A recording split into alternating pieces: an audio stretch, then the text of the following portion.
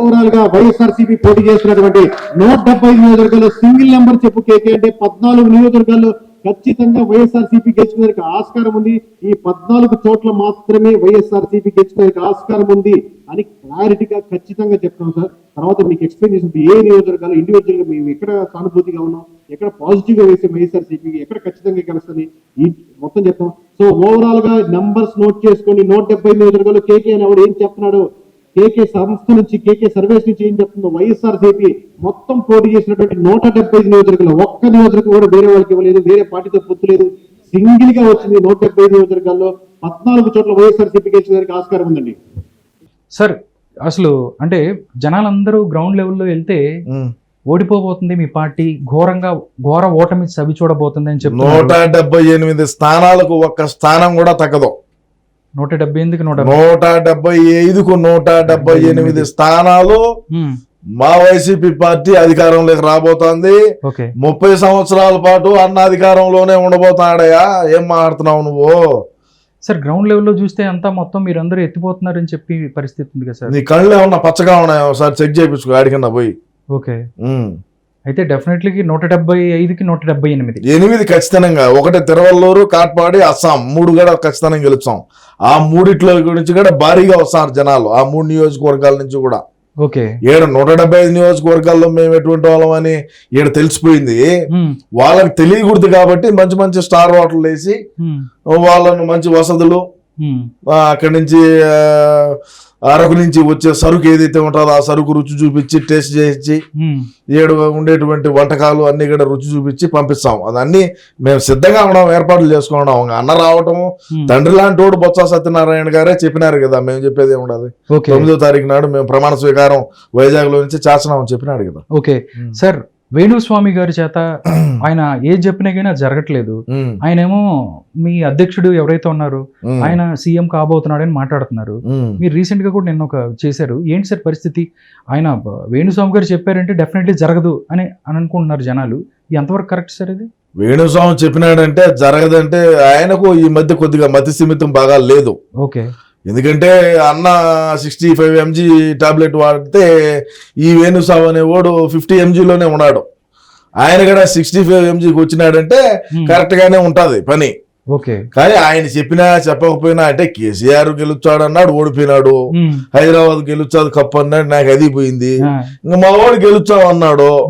అయినప్పటికీ ఆయన మాటలు కూడా పట్టించుకుంటాడయ్యా. ఆ పూజలో మందు తాగి ఆ పూజలో ఉండే చికెన్ తిని మాట్లాడేటువంటి వ్యక్తి వేణుస్వామి.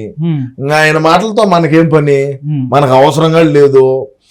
ఏది ఏమైనప్పటికీ ఇట్లాంటి స్వాములు ఎంతమంది వచ్చినప్పటికీ, ఇట్లాంటి సంఘాలు ఎంతమంది వచ్చినప్పటికీ, ఎంతమంది స్టార్ క్యాంపెయినర్లు వచ్చినప్పటికీ మేము మా గెలుపు తథ్యం, మమ్మల్ని ఎవడు ఆపలేడు. ఓకే సార్, ఎవరైతే రోజా గారు, అమర్నాథ్ గారు, లేకపోతే పెద్ద పెద్ద నాయకులు ఉన్నారు, వాళ్ళకి కూడా ఈసారి మంత్రి పదవులు కరెక్ట్ అయినంటారు, ఇస్తారంటారా? లేకపోతే డిప్యూటీ సీఎం ఇచ్చారు ఈసారి. ఓకే, మంత్రులు ఎందుక? మంత్రులు డిప్యూటీ సీఎం ఐటీ శాఖ మంత్రిగా ఇచ్చినారు, ఏం చేయలేకపోయినాడు. ఈసారి డిప్యూటీ సీఎం ఇచ్చితే భారీగా చేస్తాడు. ఇబ్బందిలే, నీకు డౌట్ ఏం, నీకెందుకు వచ్చింది, నీకేం బాధ ఇప్పుడు? నీకు బాధ ఏమయ్యా? మేము మంత్రి ఇచ్చాము, డిప్యూటీ సీఎం ఇచ్చాము, లేదంటే ఇంకొకటి ఇచ్చాము, లేదంటే కసూదీరా అంటాము, నీకు వచ్చిన బాధ ఏంది? మొత్తం మీ 25 మంది మంత్రులు కూడా ఎవరైతే ఉన్నారో అందరు కూడా ఓడిపోతున్న పరిస్థితి అని వివిధ రకాల సర్వేలు చెప్తున్నాయి. మా సర్వేలు మాకున్నాయి. నీ సర్వే నువ్వు తెలుగుదేశం వాళ్ళు ఏమన్నా పంపించారా? లేదండి, తెలుగుదేశం ఏం కాదు. మరి నువ్వేం మాట్లాడుతున్నావు?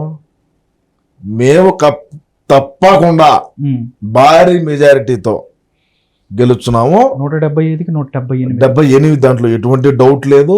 పార్లమెంట్ లో ఎన్ని సార్? 25కి 25 గెలుస్తాం. 25కి 25 గెలిచి ప్రత్యేక హోదా మెడలోంచి తెచ్చాము ఈసారి. ప్రత్యేక హోదా రాష్ట్రానికి అభివృద్ధి చేస్తాము, రాష్ట్రంలో రాజధానులు కడతాము. పులివెందుల గడ రాజధాని చేయబోతాము ఈసారి. 4 రాజధానులు అంటే పులివెందుల 4వ రాజధాని. ఇప్పుడు అమరావతి, వైజాగ్, కర్నూలు. రేపు గెలిచిన తర్వాత ప్రమాణ స్వీకారం రోజే పులివెందులు కూడా రాజధాని అనేది పెడతాము. ఎందుకంటే రియల్ ఎస్టేట్ కూడా పెరగాలి కదా. మాకు నీళ్లు లేనప్పటికీ రియల్ ఎస్టేట్ అనేది పెరగాలాడ. సోలార్ ప్లాంట్లు అయ్యి ఎన్నో రకరకాలుగా మా బాధలు మాకు ఉంటాయి కదండి. మరి ఇప్పుడు ఎలక్షన్ లో మా వాళ్ళు ఏమో రోంత ఖర్చు పెట్టినారా? మరి ఆ ఖర్చు అంతా పూడ్చుకోవాలి కదా. ఓకే ఏం మా ఇంట్లో మా పిల్లలు తాలిబొట్లు అమ్మైతే మీకేం పెట్టం కదా ఇక్కడ ఓకే అని నేనన్నా మాట కాదు, గిద్దలూరు ఎమ్మెల్యే అన్నాడు. కన్నా రాంబాబు అని ఒక ఆయన ఉంటాడు, ఆయన అన్నాడు. ఓకే జనాలు గ్రౌండ్ అన్నా రాంబాబు సారీ అనే రాంబాబు గారు సార్, గ్రౌండ్ లెవెల్లో ప్రజలు అనుకున్న మాట అసలు మీ అధ్యక్షుడు లండన్ నుంచి రాడు, అక్కడే సెటిల్ అయిపోతాడు అన్నట్టు అని కొద్దిగా ట్రీట్మెంట్ తీసుకున్నదాన్ని పోయినాడయ్యా. ఓకే దానికి కూడా మీరు ఇది మాట్లాడతేట అంటే రేపు 9వ తేదీ ప్రమాణ స్వీకారం రోజు మాట్లాడొద్దా? ఓకే మాట్లాడాలంటే కొద్దిగా ఇది ధమాకు ఇది చేసుకోవద్దా? ఓకే మరి ఫ్రెష్ చేసుకునేదానికి పోయినాడు. సైకాలజిస్ట్ అలాగా కలుస్తున్నారా ఏమన్నా మీకు ఇన్ఫర్మేషన్ ఉందా? అది వేరే అంతర్జాతీయ ప్రధాన ఆయన కార్యదర్శి వేరే కదా? డాక్టర్, ఆయన ఎవరిని చూడడు, ఓకే. ఒక మా అన్ననే చూస్తాడు, ఇంకెవరిని చూసేది కట్లా. ఆ ఫ్లోర్ అంతా కూడా మా ఓడే ఉంటాడు. అది కథ, ఆ విధంగా ఉంటారు. 11 లక్షలు గంటకు పెట్టి ఫ్లైట్ వేసుకొని పోయి నా కొడుకులు ఒక ఫ్లోర్ పెట్టుకొని ఆడ డాక్టర్ని పెట్టుకొని చూపించుకోలేమా? ఏమయ్యా మాట్లాడతావు? సార్ తెలుగుదేశం పార్టీ ఎక్కువ అత్యధిక స్థానాల్లో గెలవబోతుందని చెప్పి దగ్గర దగ్గరగా 20 సర్వేల దాకా చెప్తుంది. కానీ మీరేమో 151 స్థానాలు 25 పార్లమెంట్లు అంటున్నారు. జనాలకి నమ్మశక్యంగా లేదు అని అనుకుంటున్నారు. 40 సర్వేలు చెప్పినాయి మాకు, మేము 175 వై నాట్ 175 ఏందంట ఏంది? మాకు 45 సర్వేల పైన 50 సర్వేల పైనే చెప్పినారు మీరే గెలుస్తారు మనమే గెలుచున్నాం అని చెప్పి. ఓకే మరి ఇంకేందంట సార్, నార్మల్ గా జనాలు ఎవరైతే ఉన్నారో మొన్న 85% ఓటింగ్ దగ్గర దగ్గర 82% ఓట్ షేర్ వచ్చింది సార్. అందరూ ఓట్లు వేశారు. వైఎస్ఆర్ కాంగ్రెస్ పార్టీని ఎవరైతే కసితో వాళ్ళకు వ్యతిరేకంగా ఓటు వేశారు, అందుకే అంత పర్సెంటేజ్ వచ్చింది అని అనుకుంటున్నారు సార్. యాడేసారు కసితో ఓటు? ఎవరికి వేసారు? టీడీపీకి వేసారు అంటున్నారు సార్.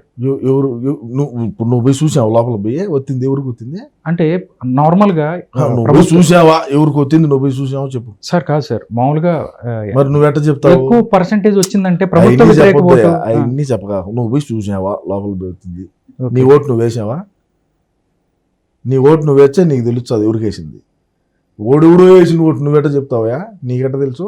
రేపు రిజల్ట్ రోజు చూడు, రేపు రిజల్ట్ రోజు చూడు, 15 నిమిషాలకి అర్థమైపోతుంది ఏంది సీన్ అనేది. సార్ మీ వాళ్ళే చెప్తున్నారు, మీ నాయకులే చెప్తున్నారు, మొత్తం అంతా మాకేసారని చెప్తున్నారు. అంటే మీ వాళ్ళు చూసిన పరిస్థితి ఉందా? లేకపోతే బ్యాలెట్ బాక్స్ ఈవీఎంలోకి వెళ్ళి అందరూ చెప్తున్నారు మాకే ఓటు చేశారని అడుగుతున్నారు సార్. మాకే ఓటు వేసారని చెప్తే మా బడిగా ఉన్న వాళ్ళు మాకు ఓటేకే మీకు వేస్తారా? ఏమి ఇచ్చారని మీ వాళ్ళకి ఓటు? మేము ఇచ్చేది మేము ఇచ్చాము. ఈ చేతిలో ఒకటి పెడతాము, ఈ చేతిలో ఒకటి పెడతాము, రేపు వచ్చినాక పెట్టేది పెడతాము. ఏమైతుంది ఇప్పుడు? ఆంధ్రప్రదేశ్ లో ఇప్పుడు నేను ఒకటి చెప్తానయ్యా, ఒకటి ఇన్ను బాగా.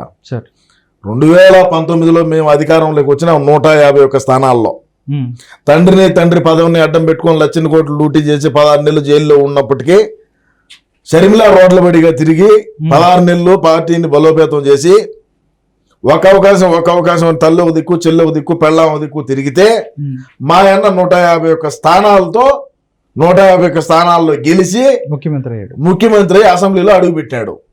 అటువంటిది ఈరోజు మా అన్న ముఖ్యమంత్రిగా ఉన్నప్పుడు 175 ఎందుకు గెలవకూడదు? దీనికి చెప్పు నాకు.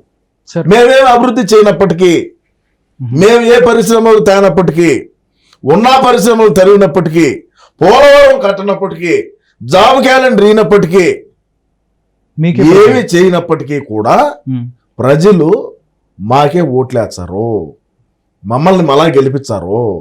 30 సంవత్సరాల పాటు మా అన్న అధికారంలో ఉంటాడు.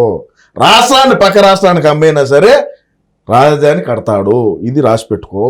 2024లో గెలిచిన తర్వాత మన రాష్ట్రం ఇప్పుడు ఆల్రెడీ సచివాలయం తాకడ పెట్టినాడు. ప్రభుత్వ భూములు ఉన్నాయి. రాష్ట్రంలో ఉండేటువంటి ప్రజల ఆస్తుల మీద కూడా మా ఆయన బొమ్మ వేసుకున్నాడు. సర్వ హక్కులు మాకే ఉండేట్టుగా చేసుకున్నాడు. వీటి నమ్ముతాం.